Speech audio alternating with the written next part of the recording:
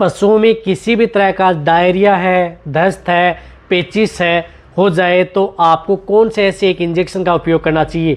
बहुत ही इस तरह जो वेटेरिनेरियन या पशुपालक कमेंट्स करते हैं कि सर पशु में यदि डायरिया यदि बहुत ही ज़्यादा हो रहा है, दस्त हो रहे हैं, पेचिश हो रहा है या कई लंबे समय तक डायरिया चल रहा है लेकिन कई बार पशुओं का ठीक नहीं हो रहा है, तो उस तरह की स्थिति में आपको कौन सी एक इस तरह का इंजेक्शन का उपयोग करके आप पशुओं में डायरिया रोक सकते हैं। कौन सा इंजेक्शन आता है, उसकी कितनी डोज होती है, प्रेग्नेंट पशु के लिए सेफ है नहीं, आज की वीडियो के अंदर शॉर्ट में बताया जाएगा ताकि आपको शॉर्ट में सही जानकारी मिल जाए। चैनल पर नए जुड़े हैं सब्सक्राइब कर लें, साथ में बेल आइकन। पता है कि आपको इस चैनल पर भी सही सटीक और साइंटिफिक मेथड से आपको जानकारी दी जाती है।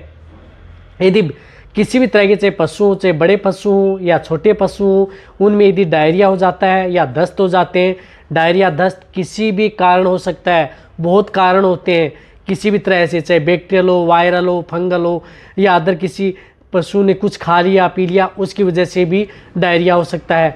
और डायरिया यदि आपके पशु में रुक नहीं रहा है, आप कई तरह के ट्रीटमेंट कर चुके हैं, तो वहाँ पर आपको अपने वेटेरिनेरियन से उस तरह के इंजेक्शन का उपयोग अपने पशुओं में ज़रूर करवाना चाहिए, अन्यथा डायरिया भी पशुओं के लिए सबसे ज़्यादा खतरनाक होता है।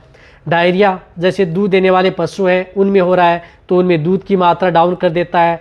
यदि प्रेगनेंसी स्टेज में यदि पशु में डायरिया बहुत ही ज़्यादा हो रहा है, बहुत ज़्यादा पतला गोबर कर रहा है, ज़्यादा समय निकल जाता है, तो डिहाइड्रेशन का शिकार होकर कई बार पशुओं में अबॉर्शन भी हो जाता है। तो डायरिया को आपको कम नहीं हाँकना चाहिए। तो उस तरह के केस में आपको अपने वेटेरिनेरियन से एक जो मैं इंजेक्शन बता रहा हूँ वह इंजेक्शन ज़रूर लगवा लेना चाहिए यदि आपको बेस्ट रिजल्ट लेना है। तो इसी तरह से जो इंजेक्शन आता है बायोट्रिम IM इंजेक्शन जो आपको दिख रहा है, जिसके अंदर साल्ट आता है सल्फाडाइजिन एंड ट्राइमेथोप्रिम।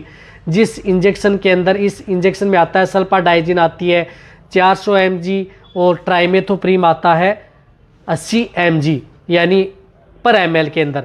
तो आप इस इंजेक्शन का जो इस तरह की वायल में उपलब्ध होता है, हालांकि ये गाढ़ा ज़रूर आता है लेकिन ये पशु में यदि जब लगाते हैं तो बेस्ट रिजल्ट मिलता है। अब इसकी डोज क्या होती है, इसकी डोज होती है 1 ml पर 30 kg बॉडी वेट इंट्रामस्कुलर, यानी 30 kg की जैसे भेड़ बकरियां हैं तो आप 1 ml, काफ हैं तो आप 1 ml प्रयोग करना है।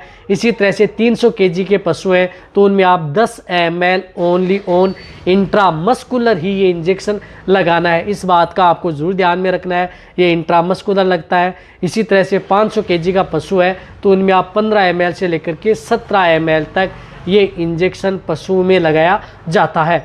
ये इंजेक्शन लगातार 2 से 3 दिन कंटिन्यूटी पशु में प्रयोग किया जाता है, कई बार 4 दिन भी प्रयोग कर सकते हैं यदि पशु में डायरिया नहीं रुक रहा है तो ये लगातार ये इंजेक्शन बड़े पशुओं में प्रयोग करवाना है। इस बात का जरूर ध्यान रखना चाहिए। छोटे पशु यदि आपको बेस्ट रिजल्ट लेना है, पशु में डायरिया नहीं रुक रहा है, लेकिन एक बात का ध्यान रखना है कि ये इंजेक्शन जब भी लगता है तो पशु में जलन पैदा करता है क्योंकि ये गाढ़ा होता है। तो जैसे भेड़ बकरियां हैं उनमें लगाते हैं तो ये बकरियां चिल्लाती भी हैं, इस बात का ध्यान में रखना है। बड़े पशु में लगाते हैं तो वह उछलता कूदता भी है क्योंकि ये जलन पैदा करने वाला इंजेक्शन है।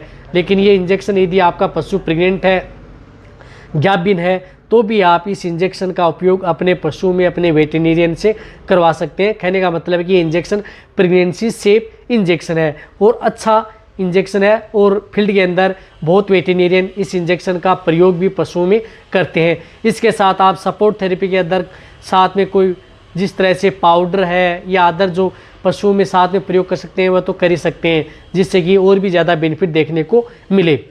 अब आप अच्छी तरह समझ गए होंगे कि कौन सा ऐसा इंजेक्शन आता है, इसकी कितनी डोज देनी चाहिए, शॉर्ट में आपको बता दिया गया है। तो ये वीडियो जितना हो सकता है वेटेरिनेरियन या पशुपालक उनके साथ शेयर करें। इसी तरह की नॉलेज वीडियो आपको इस चैनल पर ऐसे ही मिलती रहेंगी। इसी तरह से वीडियो देखते रहें। थैंक्स, धन्यवाद।